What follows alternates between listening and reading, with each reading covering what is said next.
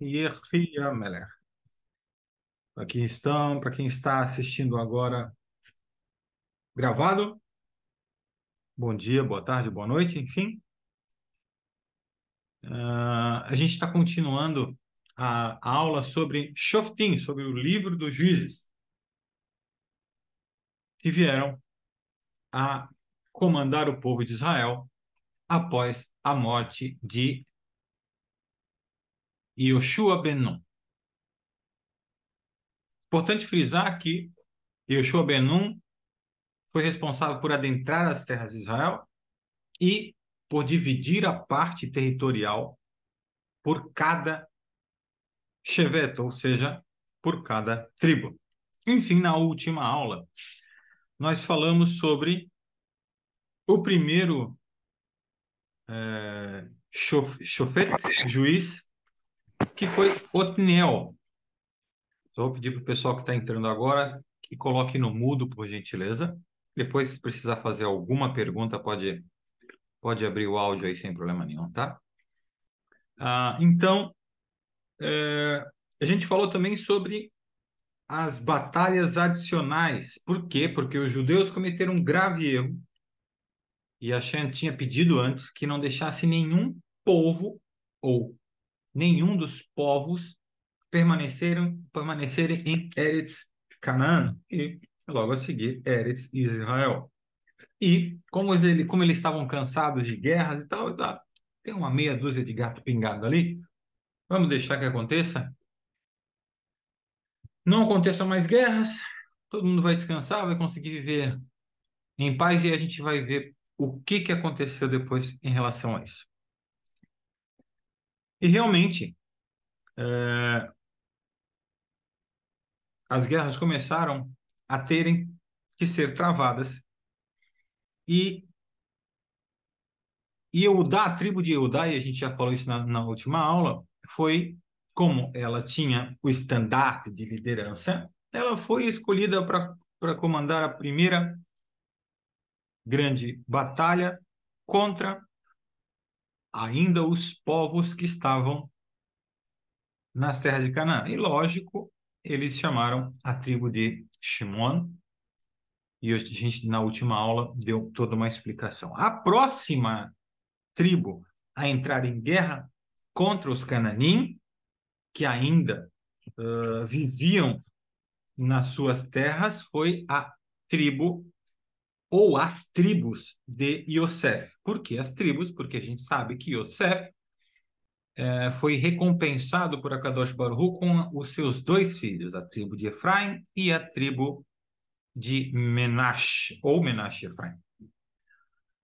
Eles decidiram se ajudar em suas batalhas, assim como Yodá e Shimon. Eles disseram, o mérito da união das duas tribos é muito maior do que a de uma. Os soldados da tribo de Yosef atacaram primeiro a cidade de Betel, que na época era chamado de Luz. No entanto, eles não conseguiram encontrar uma maneira de entrar na cidade. Por quê? Como a maioria das cidades nas terras de Israel eram fortificadas, da mesma maneira ela tinha uma muralha extremamente sólida e praticamente impenetrável. Isso era muito intrigante para os judeus. Como os cananinhos estavam entrando e saindo da cidade, ela estava isolada, estava fechada, mesmo assim, os cananinhos iam, vinham e iam de dentro da cidade, mas sem deixar rastros. Enfim, tem que haver uma entrada secreta em algum lugar e precisamos encontrá-la. Falaram os homens das tribos de Efraim e Menash. Eles enviaram espiões que se esconderam perto da muralha da cidade a fim de descobrir o segredo, mas mesmo esses espiões não conseguiam descobrir como alguém estava ou saía. Entrava ou saía, na verdade. Um dia os espiões encontraram um homem de luz fora da cidade. Eles lhe perguntaram, Luz, só para vocês entenderem, era o nome da cidade, que depois veio a ser chamada Bet-El. Enfim, Eles lhe perguntaram: faça-nos um favor e mostre a entrada secreta de luz. Em troca, seremos generosos com você e pouparemos sua vida quando conquistarmos a cidade. O homem ficou apavorado. Mas ele levantou um dedo e apontou para uma amendoeira bloqueando a entrada de uma caverna. E os espiões entraram na caverna. Lá eles descobriram a passagem que levava direto para Luz. Eles relataram sua descoberta à tribo de Yosef. Agora, nada impediria a conquista da cidade. Os soldados judeus entraram e destruíram o povo de Luz, como Hashem havia ordenado na Torá. Eles mantiveram sua promessa ao homem que lhe mostrara a entrada e permitiram que ele e sua família saíssem ilesos. Enfim, amigos, Hashem ordenou para que os judeus, na Torá, e assim diz o Todo-Poderoso, disse o Todo-Poderoso, não permita que nenhuma das 7 nações permaneça livre em Eretz Canaã. Os judeus tinham várias opções. Aí a gente enumera essas opções, e eu acho que a gente já falou sobre isso, mas vale a pena salientar, relembrar. A número um das opções era expulsá-los da terra. Ou, a número 2, usá-los como servos. Nesse caso, os cananim, eles tinham que adotar costumes como a Sheva Mitzvot, ou seja, cumprir os 7 mandamentos e pagar um tipo de aluguel pelas terras. Ou, ainda, se as nações não concordassem com nenhuma das duas opções, os judeus teriam que destruí-las completamente. E qual é a razão desse mandamento? Pergunta o Midrash. Antes de tudo, todas essas nações serviam a ídolos, que Hashem não queria que os judeus imitassem. Além disso, o povo de Canaã tinha midot. A gente traduz midot como emanações. Então, vamos tentar uma tradução melhor, como traços de caráter. Vamos falar assim. Ou seja, os cananim, tinham traços de caráter ruins. Vocês se lembram da história da cidade de Sidom, que o patriarca Avraham, que viveu no tempo, que existiu no tempo do patriarca Avraham? Enfim, o povo de Sidom roubou e abusou dos pobres. Assim está escrito. Sidom estava em Eretz Canaã, ou seja, estava dentro das terras de Israel. E as outras cidades de Eretz Canaã eram quase tão iníquas quanto Sidom. Mas justamente por não serem tão ruins quanto Sidom, Hashem esperou mais 400 anos, até que a medida do pecado delas estava cheia e era hora de se livrar delas. A gente vai ver agora como os cananim foram educados, treinados por seus pais. Vocês lembram que Kenan era o neto de Noa, filho de Ham. Noa amaldiçoou os seus filhos com uma maldição que eles seriam escravos. Vocês lembram da parte de que os filhos enxergaram a nudez do Noa depois que ele se embebedou? E, mais ainda, o Midrash conta que o Ham, esse,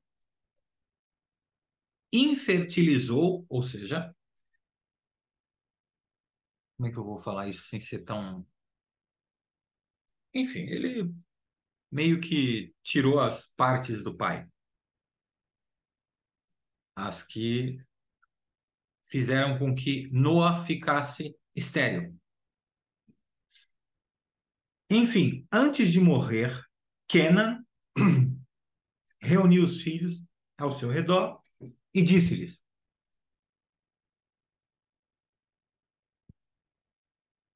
quero dar 5 conselhos, 5 dicas importantes. A primeira, vocês devem sempre amar um ao outro. Oh, maravilha. Perfeito. A segunda, tentem roubar o máximo que puderem. Aí já está bem dentro da normalidade deles. A terceira, quanto mais imoralidade, melhor. A quarta, odeiem seus mestres. 5, nunca digam a verdade. Se seus senhores os acusarem de roubo ou de qualquer outra coisa, nunca admitam que vocês o fizeram. Bom, esse se tornou o estilo de vida dos cananeus. Então, os judeus têm uma situação totalmente diferente de agir. Tinha, então não podia, tinha como se misturar, não tinha como se juntar ao mal. Os judeus sabiam que a Torá proibia de deixar qualquer uma das 7 nações permanecer nas terras. Por quê? Porque eles iam continuar servindo ídolos lá. Mas eles achavam a mitzvah de se livrar dos cananim muito difícil de manter depois da morte de Yoshua. Por quê? Porque eles pensavam, estamos cansados de todas essas batalhas, pô, já lutamos tanto contra os cananins por 7 completos anos e tempos no tempo de Yoshua, o que já de tão terrível, se alguns cananim, o que há de tão terrível? Se alguns cananins estiverem espalhados na terra, e é muito difícil se livrar de todos eles. O principal é que nós os dominemos. Sempre poderemos expulsá-los mais cedo ou mais tarde, se for necessário. Quando as tribos de Efraim e Menaxe conquistaram sua parte da terra, eles permitiram que alguns não-judeus ficassem. Eles apenas os forçaram a pagar impostos. A gente sabe que não era o suficiente, porque, segundo a Torá, essas nações também eram obrigadas a guardar as 7 mitzvot de Bnei Noach. E é claro que os cananim não queriam fazer isso. Mesmo assim, os judeus os deixaram em paz. Quando as tribos de Zebulun, Asher e Naphtali conquistaram suas propriedades, eles também permitiram que muitos não-judeus permanecessem ali, porque estavam cansados de lutar tantas batalhas. Mesma desculpa. Enfim, naquela época, e aí a gente aproveita porque é a semana da Parashá de Pinchas, que era neto de Aaron a Kohanim, filho de Elazar, e ainda estava vivo. Ele era um homem sagrado. Ele recebeu uma nevoá, ou seja, uma profecia de Hashem. Ele reuniu todos os Bnei Israel para falar com eles. Enquanto ele falava, seu rosto brilhava como um fogo da Shekhinah, de modo que ele parecia quase um anjo de Deus. E essas foram as palavras de Hashem que Pinhas transmitiu ao povo judeu. Eu cumpri minha promessa aos seus antepassados em lhes dar as terras de Israel. Eu lhes tirei do Egito e fiz um tratado com vocês de que vocês seriam o meu povo para sempre. Sua parte do tratado é que vocês devem cumprir minhas mitzvot. Eu adverti, não façam as pazes com as pessoas que vivem nesta terra. Destrua todos os seus objetos de adoração ídolos. Mas vocês não me ouviram. Vocês agiram totalmente e tolamente ao violar seu tratado comigo. Em vez disso, vocês fizeram um tratado com as nações. Vocês não levaram a sério expulsar essas nações da terra? Como vocês quiseram? Assim será. Não irei mais ajudá-los a expulsar essas nações. Mas saibam que no final elas irão prejudicá-los. Elas serão como espinhos que picam vocês e seus deuses prenderão vocês em uma armadilha. Quando os judeus ouviram esse discurso de Pinchas, eles choraram. Eles ofereceram korbanot para apaziguar Hashem, mas a parte principal de sua teshuvá estava faltando. Os judeus deveriam ter implorado a Hashem que os ajudasse a expulsar todos dos Cananim da terra. O que seria ainda mais importante do que oferecer korbanot, ou seja, sacrifícios. Mas eles deixaram isso passar. Eles deram o nome ao local onde se reuniram de Bochim, chorando, para se lembrar de que haviam se arrependido. Mas eles não fizeram um esforço verdadeiro para corrigir seu erro. E aqui tem um apêndice sobre essa última frase que diz: você poderia pensar o quão tolos eles eram. Eu nunca faria uma coisa tão tola. Mas pense, quantas vezes dizemos me desculpe, sem realmente mudar nosso comportamento? No Yom Kippur é fácil dizer, pecamos, falamos Lashon Hará, não honramos nossos pais e assim por diante. Mas é muito mais difícil mudar nosso comportamento após o Yom Kippur. Vou pedir para quem está com o microfone aberto que feche, por gentileza. Enfim, o que aconteceu agora com essa decisão de eles permitirem que alguns cananim ficassem nas terras de Israel? E a gente vai ver o que aconteceu. Enquanto Yoshua viveu, os judeus não serviram a ídolos. Yoshua era um líder notável. Ele sempre advertia os judeus a não agir como as nações ao seu redor. Além disso, o povo viu milagres abertos em sua época, como a gente já viu o milagre do Rio Jordão, que ele se dividiu em dois, e a muralha de Jericó, que caiu no chão. A geração logo após Yoshua também manteve a Torá fielmente. Ela foi liderada pelos Zequenim, os maiores estudiosos de Torá da geração. Mas a próxima geração ficou pior. Os judeus não viram mais milagres abertos, o que eles viam todos os dias, que seus vizinhos, os cananim, que moravam entre eles, nas terras de El, serviam a deuses. Seus deuses eram belas imagens esculpidas em ouro, prata e madeira. Os cananim possuíam sacerdotes e templos em todo o país. Não era necessário viajar para longe. Para o Mishkan, que era em Shiloh, para trazer uma oferenda. E ainda os cananeus tinham histórias fascinantes para contar sobre seus deuses.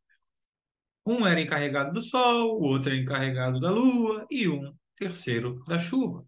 Alguns judeus começaram a pensar em como seria bom ter esses deuses em suas casas. E é claro que eles ainda serviriam a Hashem e guardariam o Shabat e outras mitzvot. Hashem era certamente o chefe de todos os deuses. Mas talvez ele ficar satisfeito se as pessoas não o incomodassem com todos os pequenos problemas. Ele poderia até apreciar alguma ajuda de outros deuses. Paulatinamente, figuras idólatras começaram a aparecer nos lares judaicos nas terras de Israel. Primeiro, os judeus se curvaram tanto a Hashem quanto aos deuses. Mais tarde, eles se curvaram apenas aos deuses. Isso os levou a se tornarem muito amigáveis com seus vizinhos cananeus. Não demorou muito para que alguns judeus se casassem, seus filhos, com os cananeus. Como é que a gente pode entender essa situação? Como que eles foram adorar outros ídolos? Então vamos pensar um pouquinho. Quão estúpidos eram esses judeus? Se tivessem vivido naquela época, eu nunca teria me curvado a um ídolo. Teria servido apenas a Hashem. Teria dito a todos que a adoração a ídolos é ridículo. Mas a verdade é que, se estivéssemos vivido naqueles tempos, todos nós teríamos agido exatamente como aqueles judeus, ou pior ainda. Vamos tentar explicar pelo porquê Pelos quais motivos os judeus se descuidaram e desfrutaram tanto da adoração de ídolos.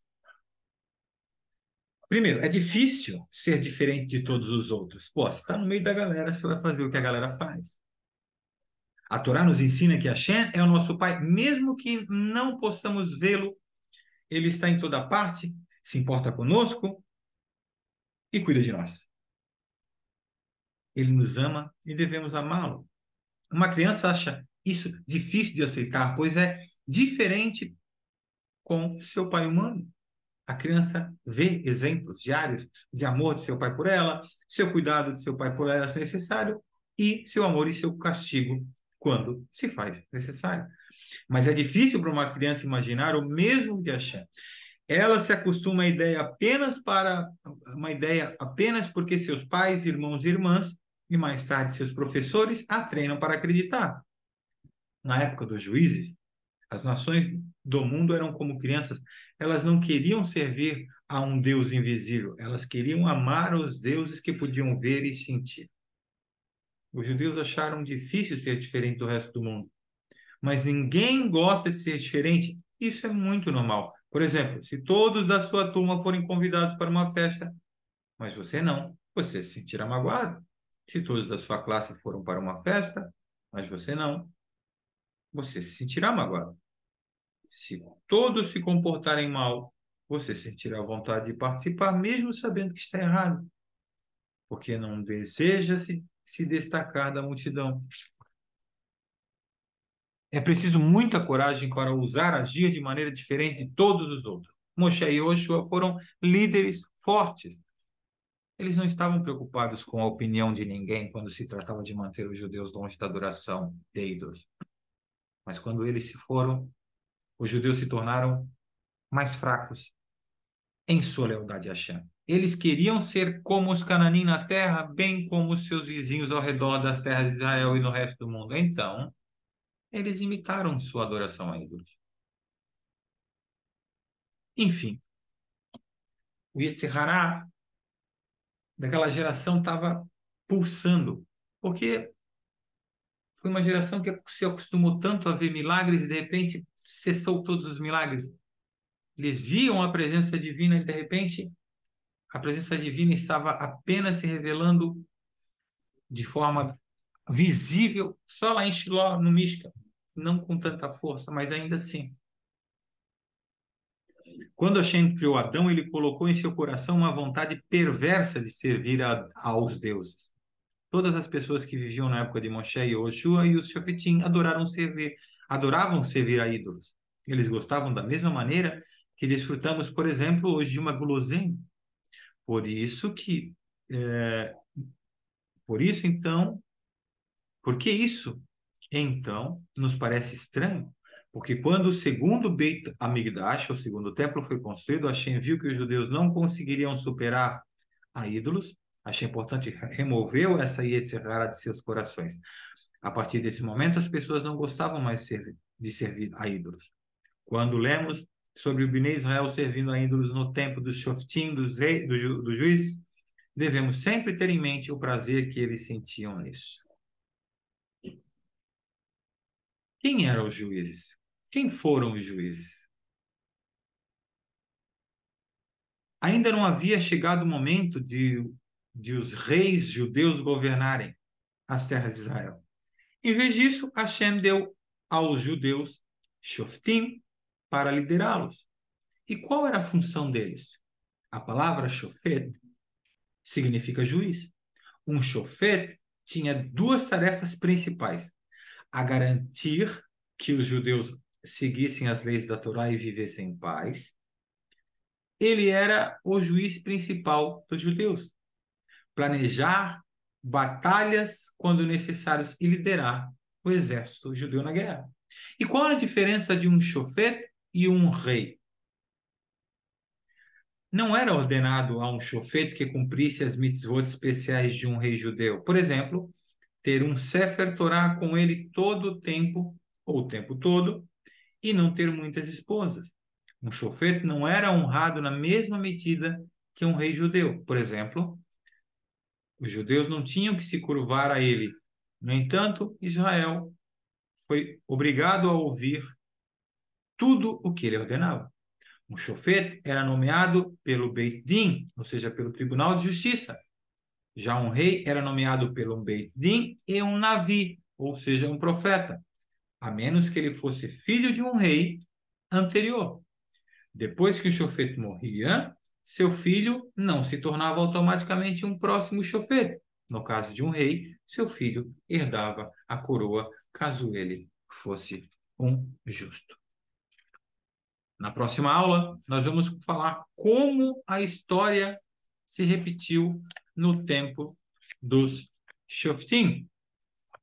Aquela mesma coisa, de que os judeus pecaram, fizeram idolatria, se arrependeram, Hashem perdoava. O chofete, nomeava um juiz, ele servia, depois morria o chofete. Os judeus voltavam a ser ídolos, se arrependiam, Hashem nomeava outro juiz, e assim sucessivamente. A gente vai falar mais sobre isso, Bezrat Hashem, na próxima aula. Queridos, perguntas?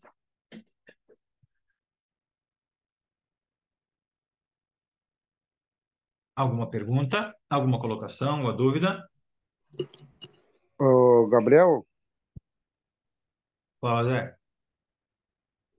boa noite, meu irmão. Boa noite, amigo. Trazendo para os dias de hoje, ainda tem muitos judeus que vêm para as igrejas evangélicas, aceitam pendurado, é aquela arrumação, Não, não, entendeu? não, não, não, não. Isso não procede, não, meu amigo. Hoje não. Hoje, a maioria absoluta dos judeus são religiosos. Mais ou menos hoje, a estimativa é que exista 30 milhões de judeus e estima-se que mais de 80% sejam judeus religiosos, 10% judeus não praticantes e 10% que não estão nem aí. Mas judeus que se convertem e vão para a igreja? Não, isso aí são os pseudo-judeus, né? São os travestis religiosos. Aquele pessoal lá que se acha judeu, diz que a alma é judia e, enfim, hoje em dia a pessoa se acha uma borboleta. Eu digo assim do tempo que eu vivi lá, porque eu vivi quase 30 anos, ou foi 30 e alguma coisa. E aí tinha também um que era muito famoso, um que o nome é até Iaquiva, que era judeu Esse cara é mesmo. uma farsa. Esse Akiva aí, cara, esse cara é uma vergonha. É Yosef Akiva, não sei. Esse cara Isso, aí esse fundou mesmo. esse é um pilantra da pior espécie. Esse cara fundou a Sina, a gente desmascarou ele no tempo da Haja. Aí parece que agora ele largou o tal do pendurado lá, o Chuchu, o bastardo, o filho de chocadeira, enfim. É, só para você ter uma noção, cara, esse cara, ele já fundou uma outra, abre aspas, sinagoga, ele vem e tem gente que paga para escutar esse cara. Então, assim, pequenas igrejas, grandes negócios, né? Mas é um picareta. Nunca foi judeu, jamais foi judeu e com certeza nunca será judeu. Por quê? Porque ele é um impostor, um enganador. Assim, no tempo da Ágia, a gente conquistou muita coisa, principalmente por bater veementemente nesse tipo de sacana. E a pancada foi tão forte, a nossa luta e as nossas lutas foram tão fortes, travadas, tô falando coisa de 6, 7, 8 anos atrás, que eu acho que, eu não vou dizer que eu acho, não, foi uma das maiores, um dos maiores Kiddush Hashem, santificação do nome de Deus, que um dos maiores líderes messiânicos da última década, chamado Marcos Andrade Abraão, fundador da chamada Betel Chama, que na gente detonava o cara, assim. Enfim, é um travesti religioso e tal, montou sinagoga messiânica no Rio de Janeiro, até parte da minha, alguns membros da minha família entraram nessa seita, e a gente desmascarou, bateu, pá, houve processo contra o DOR, contra a AJA e tal, e no final, esse vídeo está no YouTube, onde o Marcos Abrão realmente bate o martelo e diz que o pendurado nunca existiu e que só existia um Deus. Ou seja, toda aquela, abre aspas, igreja pseudo-sinagoga, por assim entender, eles fizeram tchuvá. A grande maioria se manteve como Marcos Andrade Abraão, foi para Israel e se converteram corretamente. Hoje, os, assim por dizer, adversários, são amigos, o Rabino Doleon Attar e o Marcos Abraão de Andrade. E o Marcos Abraão de Andrade é um judeu legítimo, segundo a lei judaica, e proeminente rabino, Bezrat Hashem, se Deus quiser. Enquanto esses outros picaretas, aí tem mais, cara. Tem um velhinho careca aí, sem referência aos presentes, da antiga Sina que está lá. Aí eles montaram agora uma tal de Monte Sião, não sei o quê, Congregação do Sião. Cara, olha só, meus amigos, só muda a caca, a titica, o excremento. As moscas são as mesmas. Só para te responder, Zé, não vai atrás disso não, amigão. Esses caras são travestis religiosos. Mais alguma pergunta? Gabriel, boa noite. Fala, Denis. Depois, Léo. Tudo bom? Depois segura aí, Léo. Depois a Não, gente vai para ti. Fala, é Denis. rapidinho. É só sobre essa mistura que teve do povo judeu, né? Como é, porque aí como é que foi a continuidade, assim, quando elas se juntaram com os cananeus, no caso ali, né? Aí teve mistura, né? Teve, mas foi bem pouca. Por quê? Porque a Shem repreendeu logo de cara com a instituição dos juízes. Exatamente foi para isso que os juízes serviram. Para que eles cumprissem exatamente a lei da Torá. Exatamente o que um juiz faz. Ele não decide por ele, mas decide o que está escrito na lei. Bom, pelo menos lá, né, naquele tempo, assim, não, hoje em dia não está muito na nossa, falando em termos de Brasil, não, isso é utopia já. Mas é o que deveria ser feito e é o que os juízes faziam. Então não houve uma miscigenação, tá? Houve uma tentativa, houve um desvio. Depois os judeus se arrependeram, enfim, depois do anúncio da nevoada profecia de Pinhas. Léo, Boa noite a todos. noite, Léo. É, pegando o que você falou aí, Gabriel, trazendo para a minha vida hoje, o quão difícil é ser diferente, mas o Rebbe falou que tudo é pro bem, então, cara, botar em prática mesmo, mesmo sendo dias difíceis, um dia você acorda inspirado, outro você tá meio para baixo, mas ter gratidão, cara, ter gratidão, tá sempre estudando, buscando mais, mas realmente ser diferente é uma verdadeira. Não é uma batalha, é gratificante, entendeu? Porque você sabe que a Shem existe no meio dessas dificuldades, que tudo é pro bem mesmo. Então, só deixa eu retificar uma coisa que tu falou ali, para só a gente quer colocar em ordens.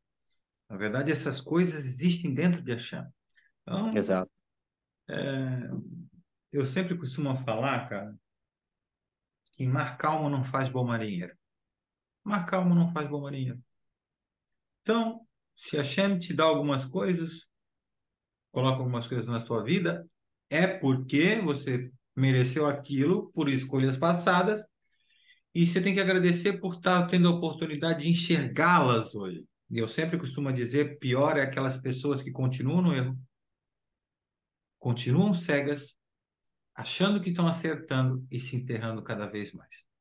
As pessoas a gente só pode lamentar, ser benevolente, tentar encontrar alguma uma brecha para conversar, para ser amigáveis, nem só falar ou citar questões religiosas, às vezes não cabe, mas ter compaixão, ter benevolência, ter mansidão, coisas que realmente para nós é fundamental. Não é fácil, mas é simples. Positivo. eu parar a gravação aqui, não vai ficar muito